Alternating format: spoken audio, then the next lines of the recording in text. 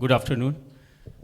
After this long, hectic forenoon session and taking lunch, I think people are feeling sleepy and less active. Okay. I will try to just back up to all you to say something about the documentation of temple of Eastern India. I will try to just talk to most of the all our senior scholars, academicians, except a few backbenchers who are the students of universities and other institutions. So here, need not to go further about more details, but at least I will touch each and every factors because while going for documentation of temples. So temple is not merely as a piece of object, it is a big object, and people are not able to get in touch and get access of the top and bottom or middle of the temple. But this is really need a temple, how to document the temple. And everybody knows we are just describing in our verbal, when we are writing about the note on temple, so how it is the ground plan and elevation. So we each and every, what happened? So we are here, try to understand before going to the temple documentation, there's 2-3 kind of documentation patterns we are following. There's no standard as such pattern in India, which is prevalent. But as such, the ground plan is concerned, very much prevalent or very much accustomed. Everybody knows how to prepare the ground plan and what kind of offsets they are cutting, and they are the Triratna, Panchratna, Saptaratna. And the facets, these facets, so the primitive temples, early temples have the 2-ratna or plain, like a temple number 17 is having a small square, and without any facets. Everybody knows. When if you're entering in the complex temple like a Central India 9th and 10th century temples, then you face the problem, how we have to give the numbers and how we, with the both horizontal axis as well as the vertical axis. And there are sometimes more complex temple, if you see the Kandariya Mahadev temple or some temples in Western India as well as then terracotta temples of Bengal, it is a really bit tough and tedious job while you're giving the numbers especially. I think even though ASI is not a very, they have started, we have started, ASI, my colleagues have started to work it and give the proper documentation numbers. And they have just, digitally we are going to document it.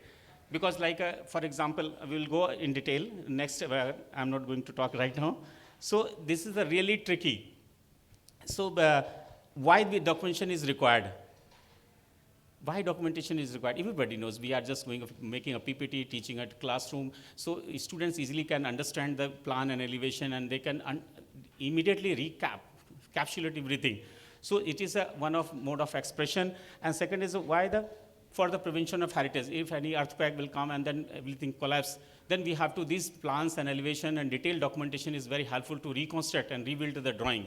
And it is a guideline. Before coming to the comments of the project, we have to prepare the drawing, detailed documentation, execution drawing, we call it in architectural language. We call it the execution drawing. Simple plan and elevation is not sufficient. There's a lot of cross-section, lot of plans and electric fittings, this and that. But in old temples, we don't have this such thing. But each and every molding have their own plan. I think everybody is familiar about the Bhojpur temples at Madhya Pradesh, near Bhopal. There are the live things, because artisans have make a drawing and a basement or elevation drawing. It was engraved on the rock surface, and it was, you can say it is a school kind of thing. Even though the entire temple, I think Adam Hardy have reconstructed entire temple, and he presumed that the height of the temple was larger than the great Chola temple of Bradeshwara, that temple, but it is incomplete. So why these sketches are desired? Because when we are going to the field, we must know our temple architecture sufficiently, not everything, but at least we know the nomenclature of the body part of the temples. Rather than we cannot make justice while describing the features.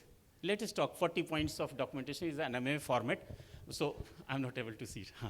This is the state, district. These are the basic information of the monument, state in which it is located, district, sub-district, village.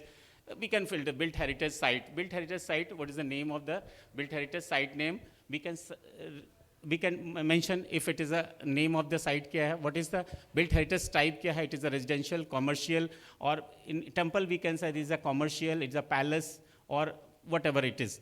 And this cultural affiliation kya hai? What is the cultural affiliation? Whether it is particularly connected with any culture, like we can, in Eastern India, we call the Pratihara hai, it is Pratihara, it is a Chandela or any kind, and the later period is Sultanate or Mughal or something like that. And the next is the date and period. It is a little bit tricky. Sometimes you are not able to determine immediately, but there are some certain features on the basis of that you can just identify whether and presume that it is a Mughal or pre-Mughal or later Mughal or something like that. Or in temples also with the 8th century, if you see the line in Bengal also, Barakar temple, there's a lot of discussion where some people are saying S.K. Saraswati given 7th century, some people are 8th, 9th century, some people are given 11th century, Siddheshwara temple. It is one of the burning example for this dating. So if you go into detail, there is definitely it is an influence from the Eastern India. Kalinga style of temples are prevalent and in the Jharkhand area and towards the Bengal. So West Bengal is, we are the modern geographical boundary, and early days it was not much divided. Indeed it is divided because culturally the Orisian culture and Bengal culture is totally different, but the temple styles were prevalent in this part of the country. So here in date period we have to be very particular, as if you see the more examples, and sub-period, if we very precise, there is a later temple in Barakar, there was 3 temples is a later period, and there was a date, the 15th century. So it is well dated. All are Nagara style, but they are a degenerated form of Nagara style. Okay, so we have to confirm the 16th century or 15th century temple, similarly like that. And some period, sub-period, and location, everybody knows, latitude, longitude, approach. Approach, in our format when we are going to documentation or we are going in for exploration, where is the approach? Approach is very much essential part of this, especially for built heritage. If anyone is going in the field and you is accessing the data which is available in NMA format in portal, so this is very, very essential. We have to give the proper approach. Sometimes we get confused while going after 3-4 years, some landmarks was changed. So definitely we are trying to get some proper landmarks on the either side of the road or some highways or some in the like river profile. We must record it in our format. Then approach, then airport name, if it is a very nearest railway station, everybody, railway station name, what is that? Bus stand name is the nearest village or some taluk. Here taluk in some areas we call tahsil or something like that. So next one, bus stand, then topographical feature. These 2 points in that 18 and 19 topographical description, topographical feature is a hilly area, ravine area, or is a plain, alluvial plain, or some other like deserts or something.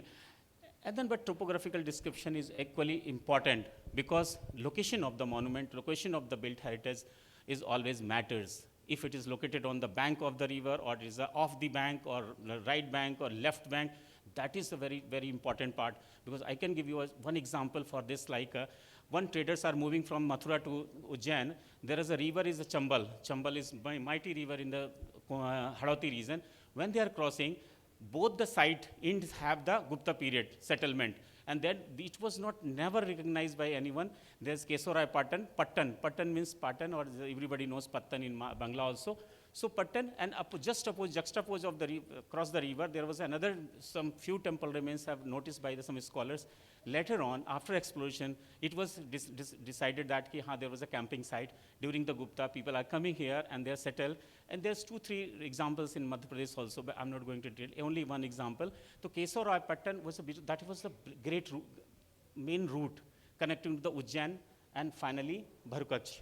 So that was the Dara is also after 50 kilometers, there is Dara on the same route. So similarly, we have to give the proper topographical description. It is very, very helpful for identification. And while you describing and writing some paper, that would be very useful for the other further researchers. And this may give you better idea of understanding how the distribution, what is the distribution pattern of the temple. Because if you just analyze the route, then these river beds or these route or paths give the lot of this meaning. Next is the history. History, everybody knows how it is belong to something, or history, local history, what is local history, and oral history is there. Tradition description, traditions and description. What is local tradition associated or affiliated with the built heritage? That built heritage, every built heritage have someone local tradition. So whatever is famous and local in folktale, you have to record it. It's short, not go into detail, but you have to, in short, you have to record it. So that will be also very helpful to understand. And there's a dynastic style, dynasty, which is like we are called the Malla style, or we call the here, here. But if you go in the Central India, I can quote more examples from Central India. Like oftenly we call it the Pratihara, it is a Kachap Ghatas, or the minor dynasties. So each and every dynasty have their certain features. On the basis of that feature, we just directly identify, oh, this is a Kachap Ghata, but they are all contemporary to each other. Chandela is also contemporary to the overlap there between the Palas. So Pala is very, very different from the Chandelas. Of course, they are, and Raskutas also. So, but on the basis of that, we have to identify, build. Next is a building structure, site, structure and site. We have to go for what kind of structure and building nature. We have to give the site, whether it is site or structure, or it is a building. So we have to describe these things very clearly, and photograph, we have to take a photograph very, very smartly. And I think most of the archaeologists are university professors, associate professors, even the students of Institute of Archaeology or other students, they are all are familiar. We are following certain pattern of the photography. If you are entering in the in any monument, and because it is a huge monument, you are going to click 100 or 200 or 300 pictures, maybe more than that. So how you have to recall it? Certain pattern you have to follow it. I think everybody is following that. So we, in this case, we are following the clockwise order. Very often we are taking clockwise order. If it's a single temple, if there are more than 5 or 10 shrines, so then also we have to take a certain measure, we have to follow it. There's a procedure. Because once photograph was mixed, we are, suppose we are in the field, sometimes we are not taking a notes. We are keeping in our mind, and sometimes coming back to our hotel or camp, then we are just taking a backup. But suddenly skip, because all the door frames looks like the same. In this case, we have to follow the clockwise order, start from the entrance and from the caption first. What is the, if any the CNV is, PNV is written, we have to start and then enter, and we take the front view, then start to, and the clockwise, and go the main temple, then start from the any one of the corner, whether if it is facing east, so you have to the left corner and start in the clockwise.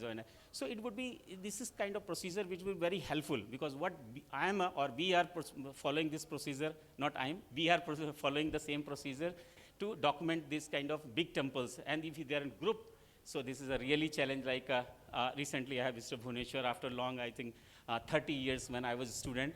After 30 years, I was Bhubaneswar, my colleagues are, Bhubaneswar colleagues are here. So I was passing through that, but it is, now we are in mature stage, we easily can understand which is the first phase, second phase, third phase of the temple. Then the most important part is the phasing out. Oh, we will go next. Then uses, structural material is very much important. Material is concerned, or is a sandstone, granite, or it is a laterite, or it is a schist, whatever material is there. Sometimes the mixed material is used. Earlier, the basement is made of granite. If you see here also, laterite is used in the basement. In Vishnupur temple, some early temples are in laterite. But if you go towards the alluvium belt, suddenly change. There is no laterite, because foundation was started with the brick. And the superstructure or the terracotta. Temple is a terracotta temple. So, but here, if it is a mixed material is used, we have to record it.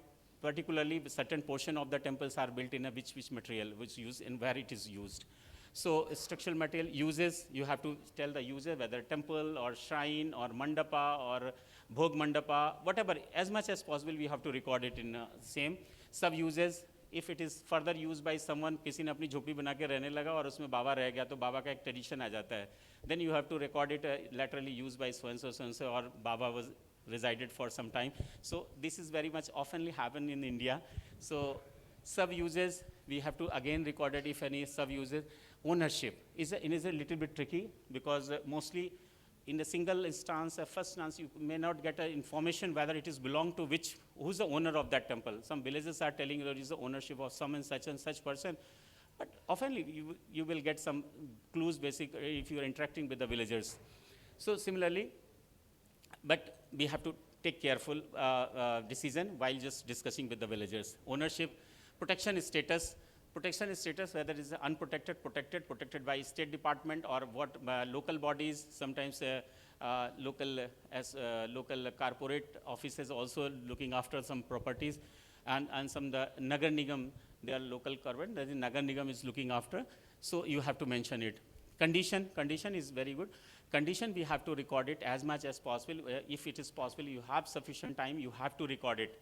Condition, it is a structurally, what is that? It is dilapidated condition is a general word. We are writing. Honestly, everybody, it is a dilapidated condition. We are opening our sentence, dilapidated temple, reported so and so, so and so.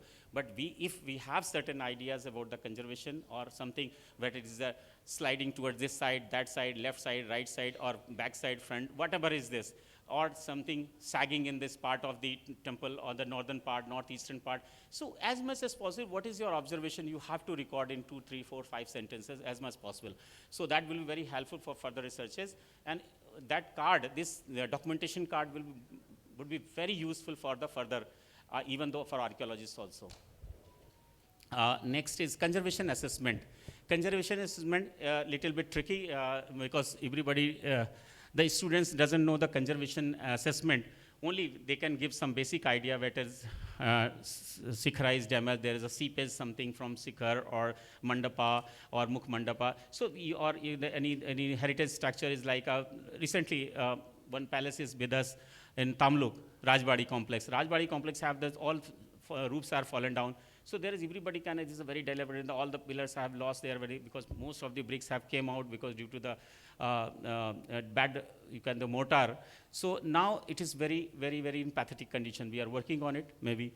So this kind of condition we have to record it. And conservation assessment, we can say it is essentially required for the restoration, plan and elevation. This is the most important point I'm going to talk in further, plan and elevation of the temples. And published references, authors, published references name, published references year, published, unpublished, we can classify remarks, compiler's name, compiler's address, etc. So now, after this small,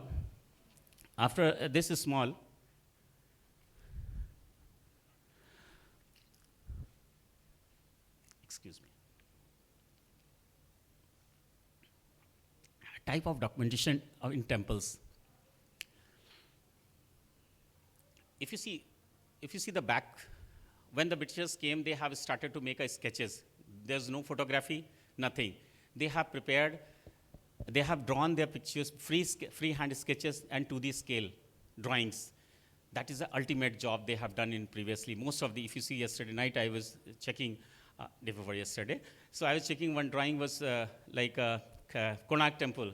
That was a free hand sketch. But they have shown that Sikhara, part of the Sikhara is present at the time. Now Sikhara has gone. So these documents are giving us a lot of meaning. We can assess how the Lata was there. Because if it is fallen down, now the stones are missing. That picture is giving the Madhyalata was how it looks originally. It looks like a... All my staff, please take your seat. All my staff. Surjit, please go ahead and take your seat. So yesterday I left my talk in between and the documentation of built heritage or temples of Eastern India. So now we have just talking about the plan of the temples, and there are certain things we have already discussed. But here, if you see if you are talking about the plan with the elevation, you see the Pitha, Adhisthana, Jangha, Varandaka, and Karnakuta, and then finally Sikhara. Because these are the parts where we get the number of sculptures fixed. So if you are documenting the temple, or you have to be very careful. You must identify each and every layer of the temple, because Pitha must have the 3-4 moldings. Adhisthana, if it's a developed temple, there must be again repeated moldings of the Pitha. And there's some Antarpataka was added, and the friezes were named like the Gajathar, Narthar, Asuthar, different other. If you go to the Western India, you will get the multiple. But in the case of Eastern India, the situation is totally different from the Northern India or Central India. So I just only give the example. That's why I've just mentioned here how you have to consider.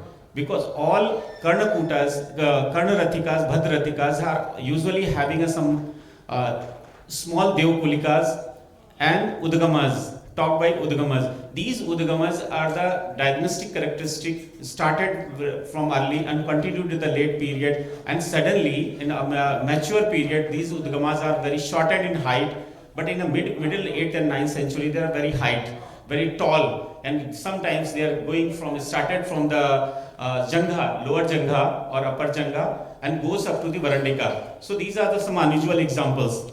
Similarly, you can see this is a Parshvanath temple, Khajuraho. Only for example, I am giving the Bedi Bandha have the 3 moldings. There was a frieze, dividing frieze, and Makarmukh is very much prominent. You can see it here, Makarmukh. So of the Makarmukh, there was a molding, there was one small niche. So while documenting, we have to give the proper position of the niche which is harboring some DT.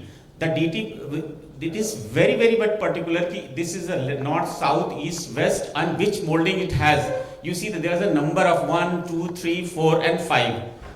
Fifth one is like it appears like a Bhadratika. Then is a Rathikas 5, and this goes to 11, not 10. So this is because it's an unusual plan. So we have to mention it whether it is which offset have this kind of small Devkulika or a small niche. And further, if you go see the vertical order, there is a number of series of niche, and central one have the vent, a small lattice window. So lattice window is meant for ventilation. So here each and everything, each layer we have to document. The lower frieze, upper frieze, and over there was a Varandika. Varandika have also a small frieze, and these flying Gandharvas are depicted on the bottom of the Varandika. So while documenting, we have to consider these friezes, and we have to record it properly, whether this northern Jangha, eastern Jangha, southern Jangha, and the Janghas, each and every frieze to be listed out. Here again, we are talking in temple, Vitana is very much important. This is a very complex drawing of the Kandariya Mahadev. So if you see the Vitana of the Mukha Mandapa, you see how much complex design is there. So if you're not knowing or you are not familiar with the designs and all, so you may not able to describe properly in your writing or in your card or something. Card is very sketchy, description is there, but being a student, if you are working on it, you have to know the Gajtalu, which type of the Pancha. There was a 4 corners and central portion of the dome that is we called it Gajtalu. Now this is another complex design of the early temple of 9th century, Khajuraho Matangeshwar temple. We have in the central sanctum sanctorum, we have the large Sivlinga that is superimposed by the roof plan because it has a spiral cusp ceiling. So domical kind of thing, and it's very much domical. So it was very much projected in plan, and the corner beams also, because you see the total dead load of the building was diverted on the, because they have 4 corners, and these are the beams are also reflected in plan. So this is a very usual thing in architectural drawing, but being an archaeology student, we know what is the tie beams or other. We have to describe it properly, which portion have to do the sculptures or any architectural member. Next we come to the elevation. In elevation is very much important. Just we have talked about the Parshvanath temple. We know the Jagati, Pistha and Adhisthana or Vedi Bandha, followed by the Jangha. Jangha, sometimes it has one molding, one frieze of a sculpture, or other 2 or 3 may be varied in different temples. Then Karnakutas, the Varandika, then followed by the base of the Shikhara. These are the Karnakutas. Sometimes we are having a Karnakutas. Whether in Rekha Deul, in Rekha Shikhar, sometimes we are having a plain Shikhara with a Jalaka design. So here in the Mahamaru style, we have the central spine or central Shikhara surrounded by the small miniature Shikharas. So each and every Shikhara, somewhere at the base of the Shikhara, you may get a small shrine or miniature niche which is having some tutelar deities or maybe some other deities. So when you are getting sometime this temple or Karnakut may be left out or maybe fallen down, or you are getting or you are documenting at site, so you have to correlate from which portion this stone is belong. So this is the main portion. My point is that we are just talking about the one anatomy, which is the whole temple. But generally, very oftenly, we are getting these fragments in loose order. So if it is loose and it is detached from the main, so we are asking in excavation, what is the provenance? What is the relation between the plan or with the house or with the subject? If you are excavating in a room, then definitely each and every antiquity belongs, whether it is from a house or it is from other portion. So similarly, in temple architecture, if you are just documenting the portion or temple or the loose fragments of the temple, so we have to determine whether which portion it belongs. Then it has meaning, otherwise there is no meaning at all. Sometimes it is very difficult. We are not sure about that. We couldn't judge it whether which portion it belongs. But in case, if it is possible, so we should mention it. Next, if you go the Sikra, main Shikra, both the art called cardinals have the Urishanga. Then we have to go up to the Griva, then Amlaka, all the components are very common and they didn't have any kind of sculpture decoration except the Singha and Dhwajapurush. On the Griva, we may get in Odishan architecture, it is very much in 4 cardinals, there are some human figures are supporting the Amlakas. It is seen in Bengal also. In Siddheshwar also have the squatted figure sitting below the Amlaka, and there's just like a supporter, this is known as Bharvahak. So Bharvahak figures sometimes are seen in the Griva, and one is Dhwaj in the northern Indian temples. Northern Indian temples does not have any figures near the Griva. Now come to the more closer drawing details of the Pitha or Jagati. Pitha, excuse me. Pitha have the multiple moldings. So each and every decoration we may not able to describe in your descriptions, but if you are working in a detail, then you have to go for it like a bhitta. Bhitta may be a single molding, bhitta may be have multiple moldings, each molding, again the moldings may not change every time. There was the Kanika is very much common, Antarpatta is very much common. Some temples start with the Jada Kumbha, there is no bhitta, so it varies to subject to subject. But if you are doing in a complex temple or developed temple, so you may get a multiple bands of bhitta as well as the Jada Kumbha is in the top, Jada Kumbha, then Kanika, then Grass Pattika. So these are sometimes these are repeated. So if you are doing, you have to just prepare rough drawing and just give the nomenclature in all portions. And if you go on the top of Vedika, if you see the Bhitta is followed by Vedika and the Kachasana. Kachasana is very common feature in the northern and central Indian temples. So Kachasana usually have the vertical registered posts and filled with the straw, vegetal straw. So it is not very much because if you go the Islamic monuments, I have given one slide in the Islamic monument in the Hindu temples or Brahmanical temples, both have similar kind of design. Next. So I was talking about the numbering of the temples. If you see the group of Bhubaneswar temple, is the Lingaraj temple, how many temples? These are not a same period. They are belong to over period of time.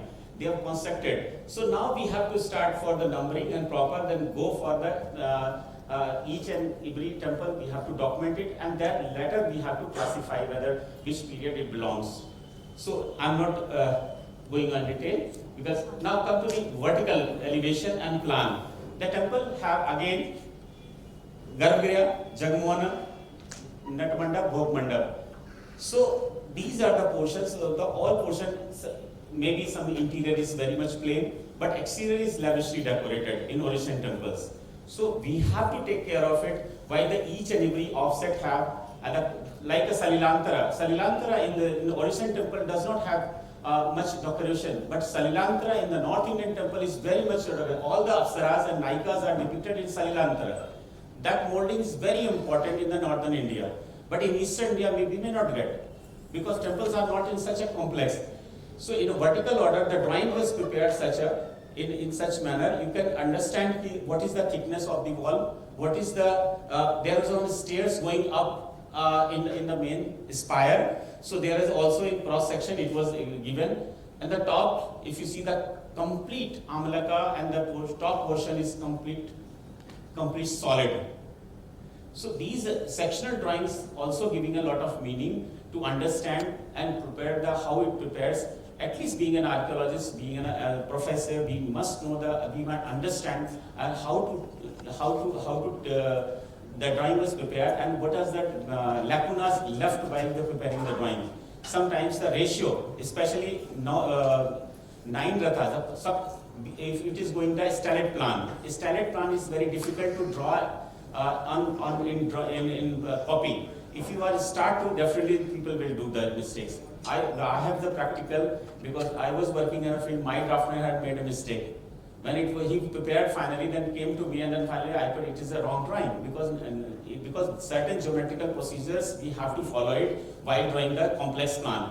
Pancharatha, Saptaratha and the Triratha drawings, this is very easy to, you can cut it. When it goes to a stellate plan, then definitely we have to take care of it. So these are the details, and these details are also like the door jam, we have to how to document, we have to already discuss these things. Now again if the complex temple plan, and these the number of shrines are located, and prakara must have the inner prakara, outer prakara. So these all are having some temples, so we have to take care of it while they're documenting. Now they come to again in the Odishan temples, again the only more documentation, we have the sculptures in the lower portion up to the Jangha. Above Jangha, we do not have, only the sculptures are depicted on the Griva and some other land figures on the over Suknasa. These are some nomenclatures. We must know the nomenclature, then it is very helpful to document it. The Raja Rani temple, and then again here only the 2 Janghas, lower Jangha and 2 Jangha friezes, so only sculptures are there. But if you the Kumbha and Karna, these Kumbha moldings are very plain in nature. So the sculptures are only, if you see the door entrance, the lattice window. Why I have given the lattice window mark? Because lattice window have some kind of projection in 4 cardinals. This projection is followed by small stupi, means it is small chaitya gavaksh followed by the lion figure on the top of the crowning member. So the bottom of the Ardha Stamba have this sculptures detail. So these sculptures must be given proper and marked with it is not a pillar, it is a pilaster or Ardha Stamba. So that has to be very much clear while taking notes in the field. This is another view of Raja Rani temple. This, if you see only the lower Khura molding has some small friezes. So Khura molding, so each in Khura molding, we have to record it, whether it is a Rahapaga or Anurathapaga. So that has to be decided while taking a notes. It is another further details.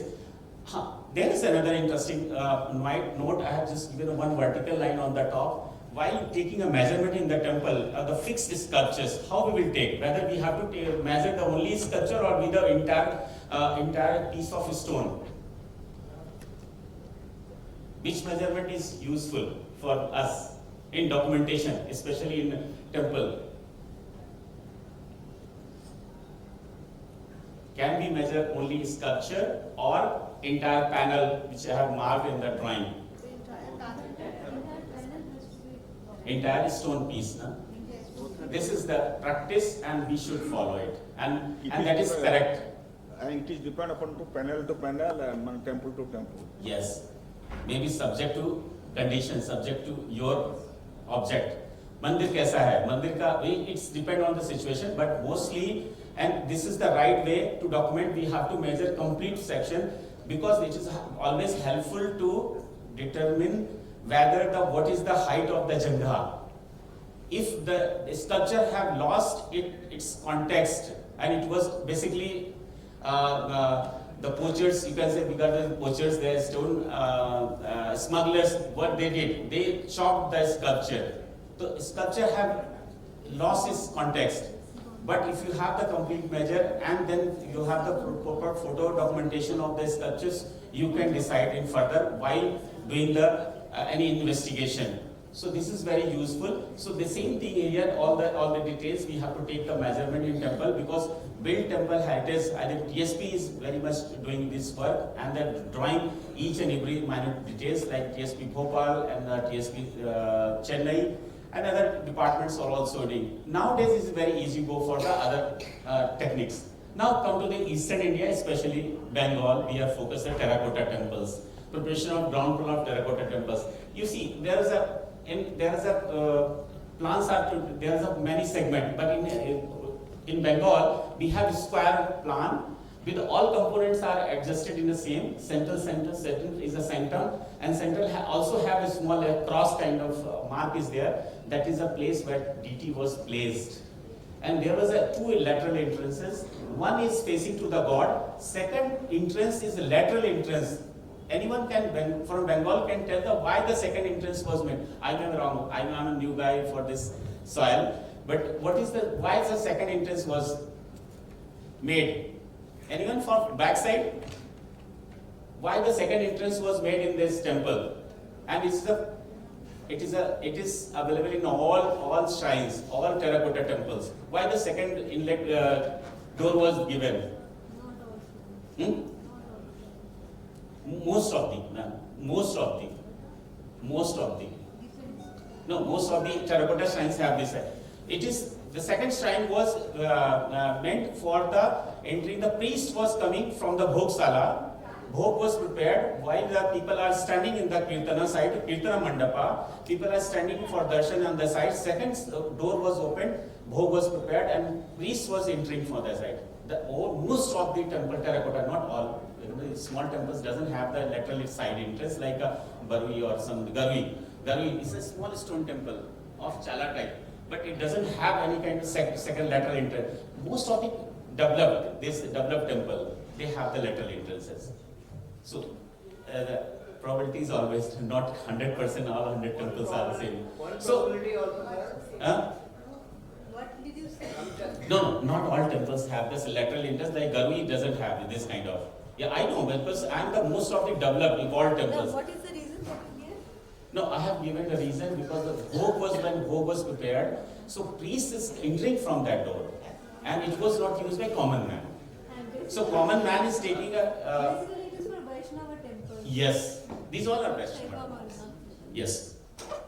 So all four cardinals have the small veranda, and the one stairs was provided on the end of right side of the entrance. It is very often which varies to temple, but is very common in most of the temples. And the basic dome is roof is a domical from inside, and chala roof is if you see the arch type cornice on the facade, and crowned by four corners, small turrets, and the central is. It is very much influenced. It looks like the Islamic influence on this on these temples, because the medieval period is there. Medieval period we have taken some features from the main Hindu Brahmanical traditions, and some features we have borrowed from the Islamic.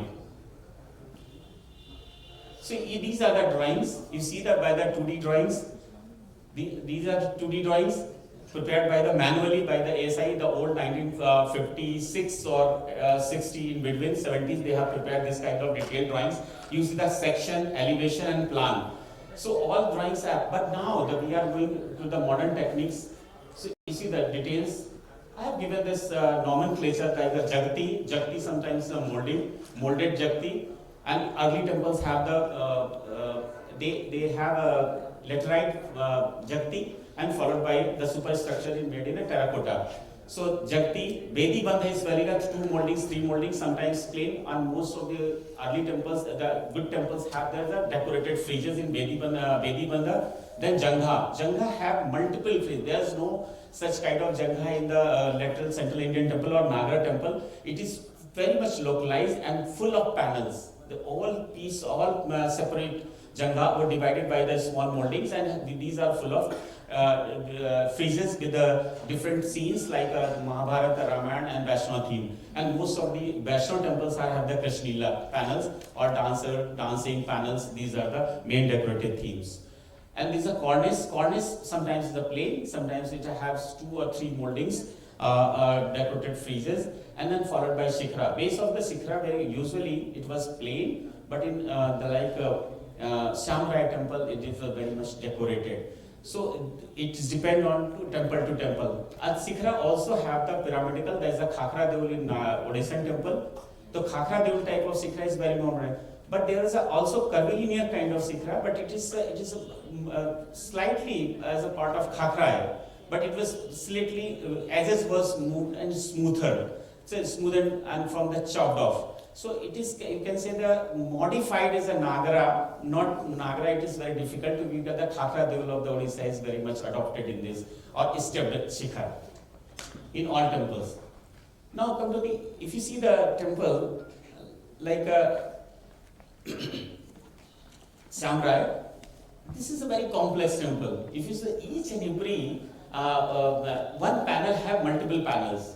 Once Rasa Mandala have the 25 small panels, or each panel have their separate designs. So here we have to give the, how do we have to go for 1, 2, 3, 4, 5. We have to, in vertical order, we have to give number.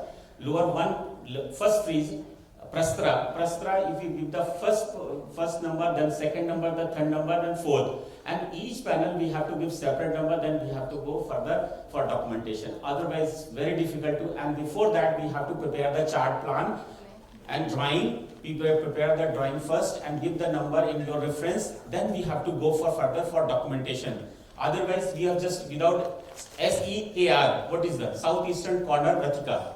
And until or unless without coding, we will do the mistake. This panel goes either this side or that side. So this is only for reference I have given how we have this northeastern corner Ratika, NEKR. Then you have to complete the documentation of this kind of small temple, but it's a very, very complex temple for the documentation purpose as such. So similarly, Bedibandha. Bedibandha is fully restored. Here, whatever it is a ASI work, they have nicely embedded. The damaged portion was taken out and the new brick was added. So to restore it, because there is no other way, so we have smartly done. We have used the cut brick, size brick.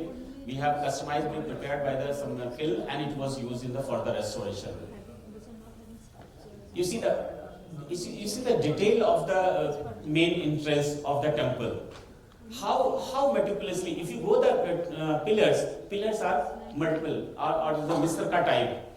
Start from the square and goes up to the 16 faceted, and again it was crowned by the square and having the friezes and decorative panels in, and finally, and then if you see the arch, closed arch, mosque have the same kind of arch and they have the same kind of decoration, only the sculpture are missing. They have the vegetal scroll. So it is very much Hindu, and all temples, built heritage of Bengal have similar kind of decoration in both the religion. There is no religious biasism in that if you compare with the Azam Pandua mosque and other mosque.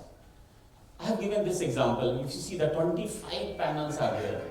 So we have to give the certain numbers, then we have to go for the final. In the central, 13 number is a central figure. You have to meet in, while preparing a note, you have to mention in your note and then go further for decoration. If you see the Sikhra is usually very common, very plain in nature, but here Sikhra is not a very plain in nature. It has a detailed sculptural panel as well as the geometrical designs and vegetal scrolls. So this is another the same. We have to follow 1, 2, 3, 4, 5. It is the entrance.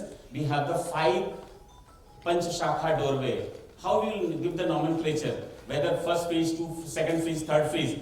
If we classify it as a Panch Shakha kind of thing, because it has a bracket, rectangle frame is there. So it is my perception. I may be wrong because all our scholars, all our seniors.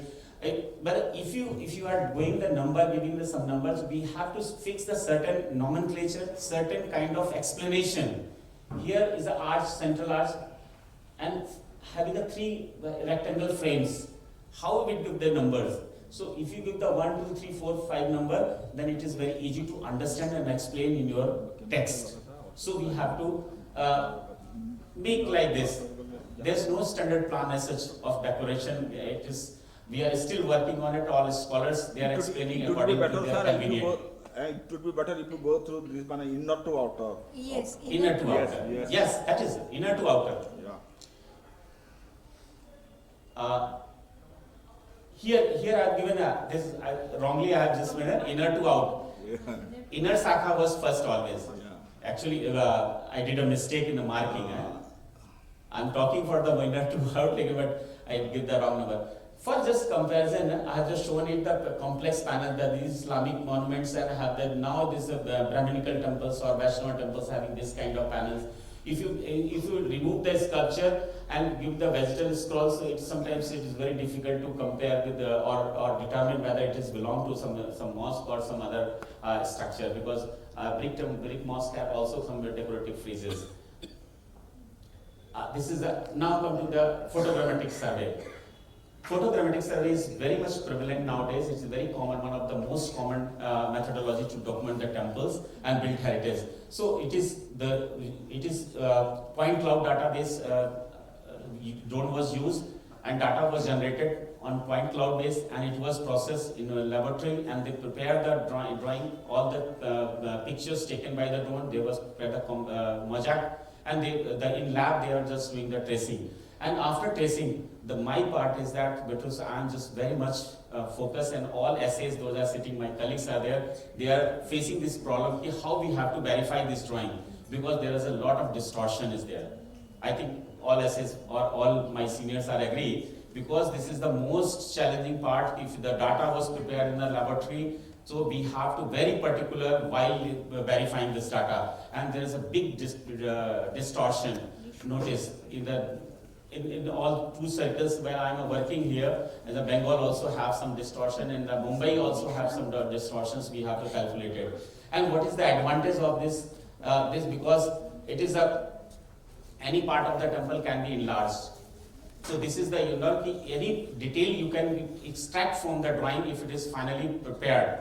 So during the preparation of the drawing, it is a meticulous job, and it should be directly prepared by under the supervision of senior archaeologists. Those are practiced with or they are habitual or having a knowledge about the architectural drawing. Otherwise, definitely the person who is engaged or outsourced, definitely he will do the mistake in his drawing. What happened? Achha. So now photogrammetric survey.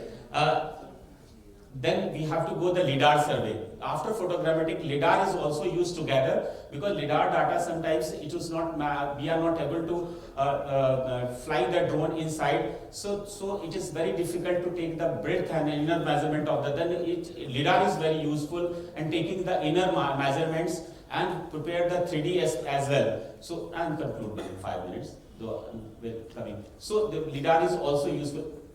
Leave it. Go.